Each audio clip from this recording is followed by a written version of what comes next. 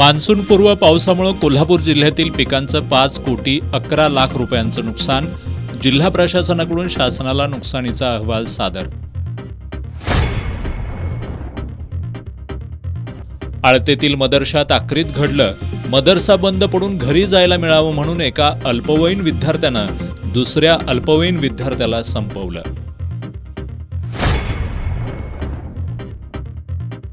कोल्हापूर महानगरपालिका कर्मचाऱ्यांनी आज काळ्या फिती लावून कामकाजात सहभाग घेतला. प्रशासनानं मागण्या मान्य केल्यानं कर्मचाऱ्यांचा बेमुदत संप टळला. कोल्हापूर महानगरपालिकेनं राजकीय दबाव न घेता पारदर्शीपणे प्रभाग रचना करावी. काँग्रेसचं आयुक्तांना निवेदन. आणि सीमा भागातील मराठी भाषिकांच्या हक्कासाठी लढणारे नेते माजी आमदार काकासाहेब पाटील यांचं निधन.